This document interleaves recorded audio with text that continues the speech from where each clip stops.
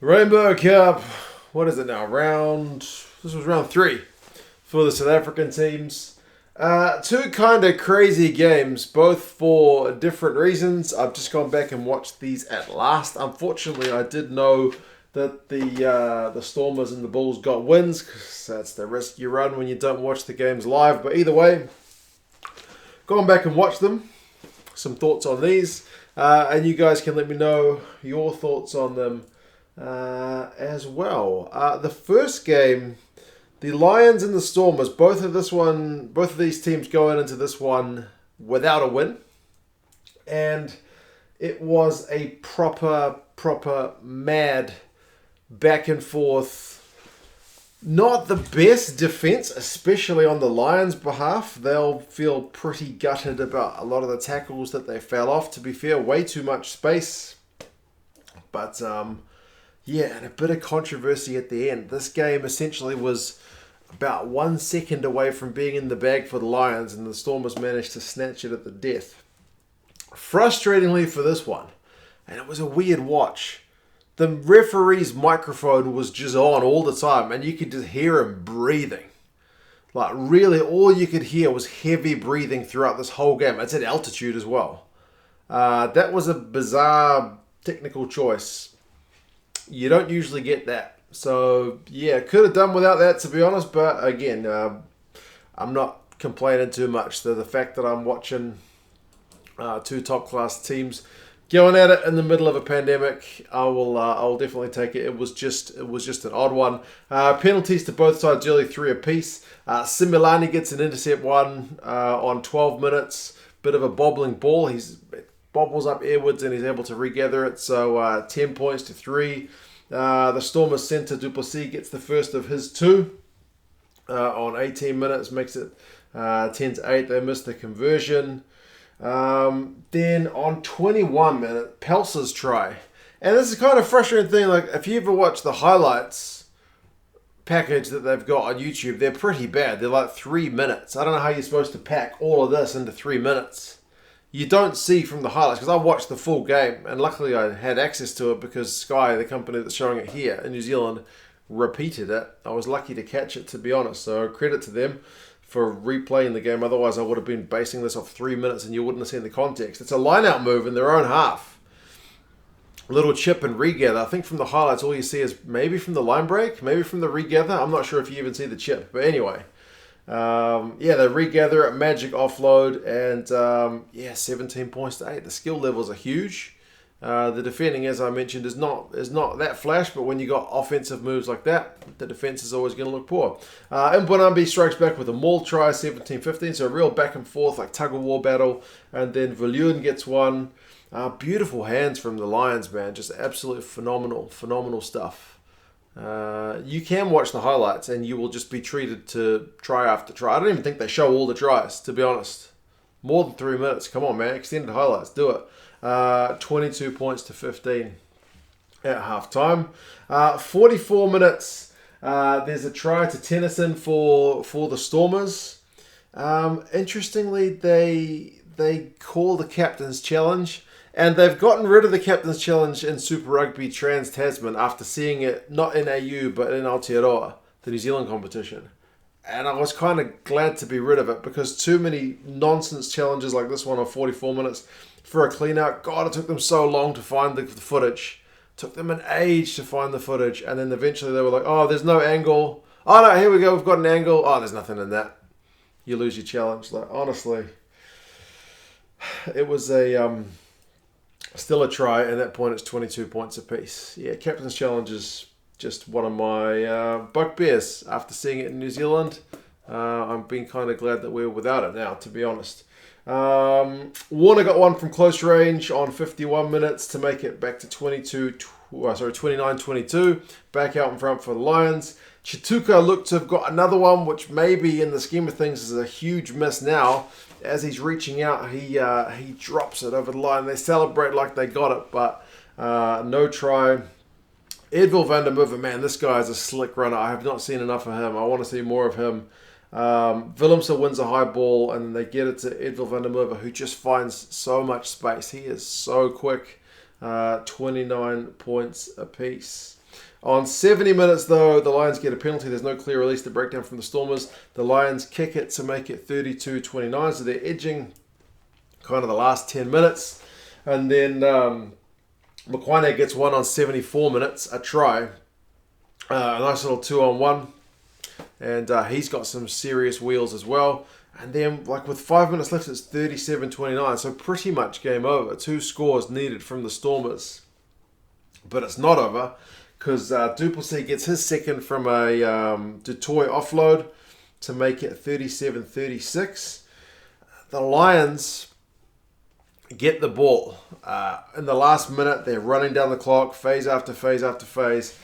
And literally, I think when it's 79-59, at least on the TV clock, remember that's different from the match clock, they concede a penalty at the breakdown for not releasing. It seems like a hard one because there's bodies everywhere.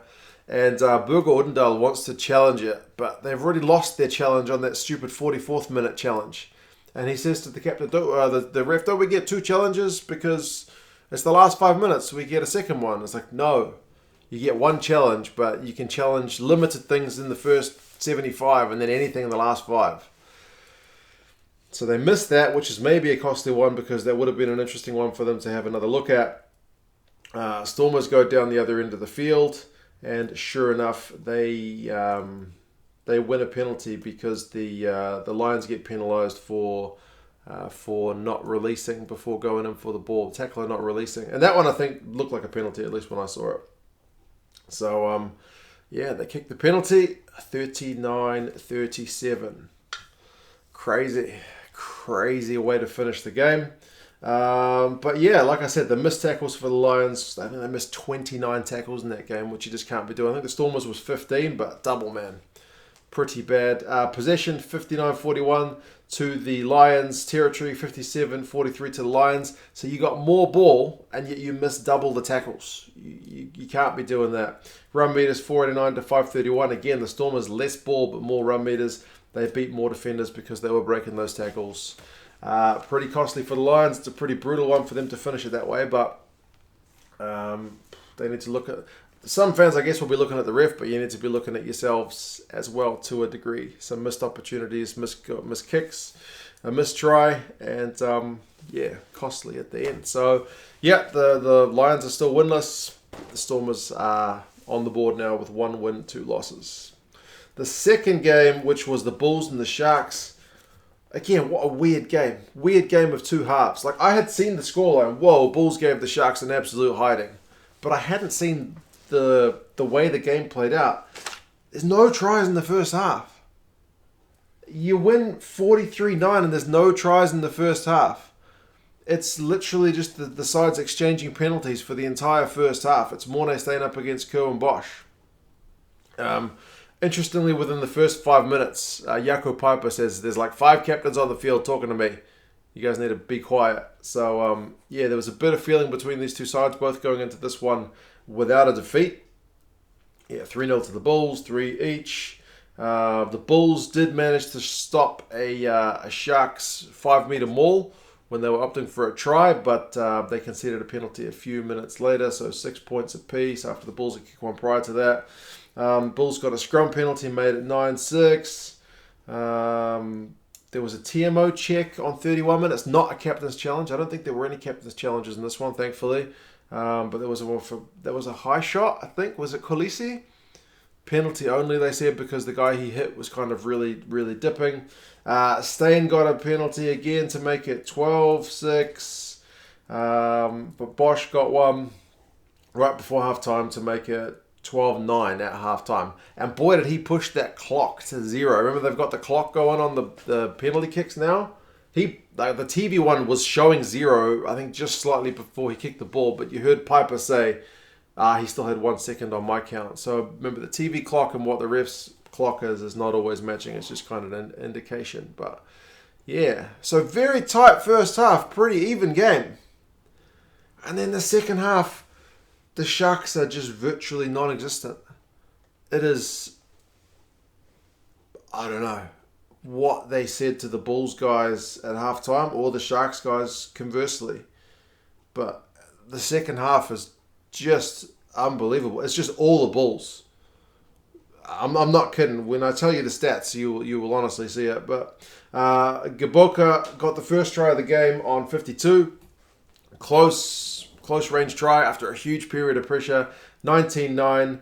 Inyekane also conceded another penalty that was like, it's high, but it's not enough to be any more than a card. So they were watching without having the captain's challenge. 61. The Bulls went back to their opting for 3 points after really trying to push for tries. They made it 22 points to 9. And then Stravino Jacobs, is it Jacobs or Jacobs? He got a try. That one was just the Bulls. Again, I wrote, it's just all Bulls. And just quick ball, numbers to the left, 29-9. Zach Berger put a good try-saving tackle on Libok, one of the few chances that the Sharks had in the second half after a scrum move. That was about 10 minutes to go. At that point, I write, it's game over because they're that far behind, 20 points behind. They needed to score there to really make it a 2-score game, but nothing doing. 75 minutes, a huge maul from the Bulls leads to the try for Erasmus, 36-9, and then the Bulls get the bonus point try right before the clock goes into the red. Against that man, Jacobs, he sets it up with a big old line break. And then, like with a ruck, after Vermeulen goes close, I think 2 passes out from the right of the ruck, and then Chris Smith goes over 41 points to 9. Good conversion at the death as well. 100% goal kicking from both sides, but honestly, the Bulls. The possession and territory stats is 60-40 to the Bulls' possession and 58-42 to the Bulls. But second half is possession 83-17 and territory 82-18. Like, that just doesn't happen. 83-17, like you might see that 10 minutes into a game when there's like momentum only going one way. It doesn't happen for a whole half. Unbelievable. Both sides' defense was a bit better than the first game, to be fair. Both sides were actually tackling in the 90s, which seems mad when the Sharks still conceded 43 points.